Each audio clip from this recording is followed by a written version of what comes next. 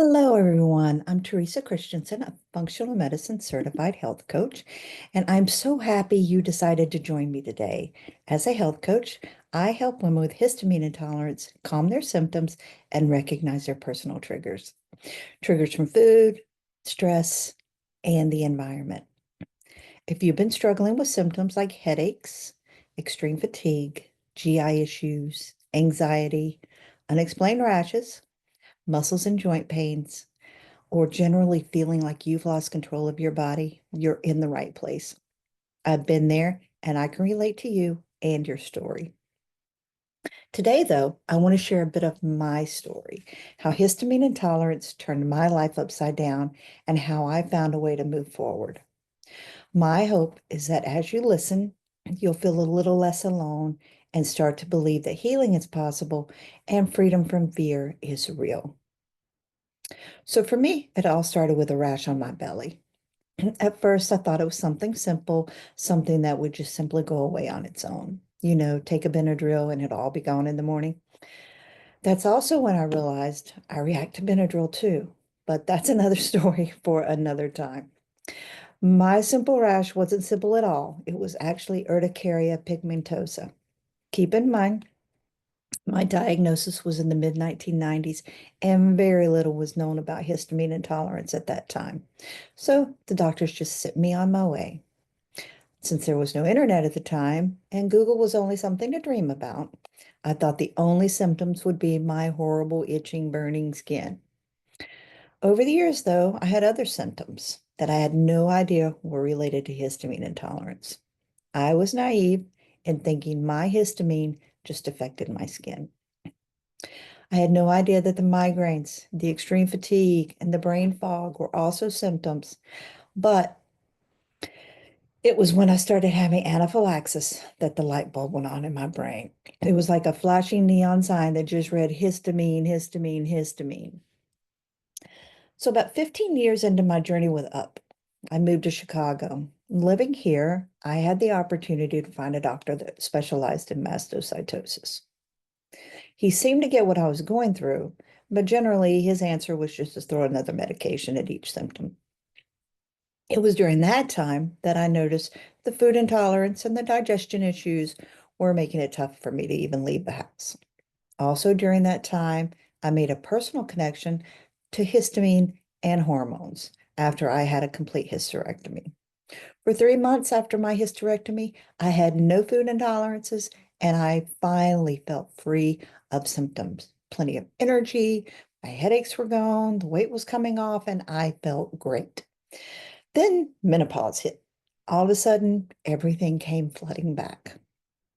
So I don't know if you've ever been to Chicago or if you happen to live here, but it's known for great food and restaurants.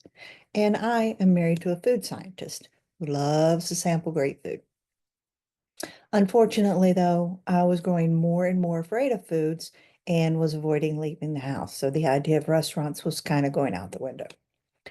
Had no idea what foods were safe and really didn't know how long my GI issues would cooperate on any given day. So going out was kind of tough.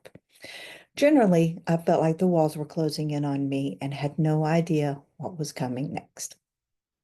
So, with the food intolerances, the headaches, the fatigue, the anxiety, and the itching, burning skin, I just felt lost.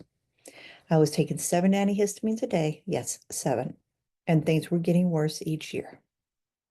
I really liked my allergist, but I got to a point where I was afraid to mention any new symptoms, basically because I knew he would just schedule more tests or simply throw another antihistamine into my life.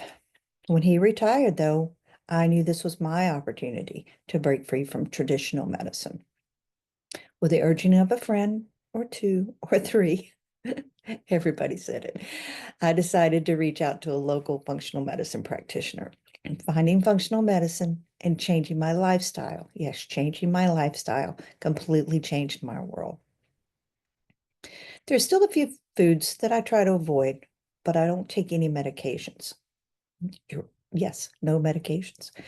I've learned how to nurture my body with what it tells me it needs, and I want to help you do the same.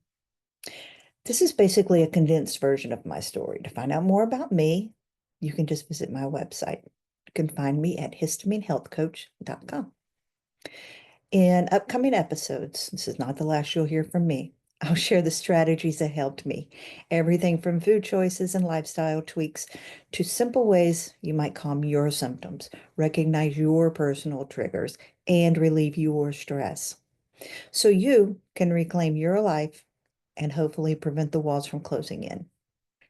I'll also answer some common questions about histamine intolerance, maybe bust some myths, and share tools to help you feel empowered, not overwhelmed. If you have questions or topics you'd like me to cover, please feel free to reach out at Teresa at histaminehealthcoach.com. And if this sounds familiar, that you are not alone. You can take control of your health one small step at a time. I'm here to walk this path with you, share what worked for me, and I'll show you that you have what it takes to live without fear. Thank you so very much for being here. If you found this helpful, please feel free to share it with someone who you think might need it. Thank you. Have a wonderful day.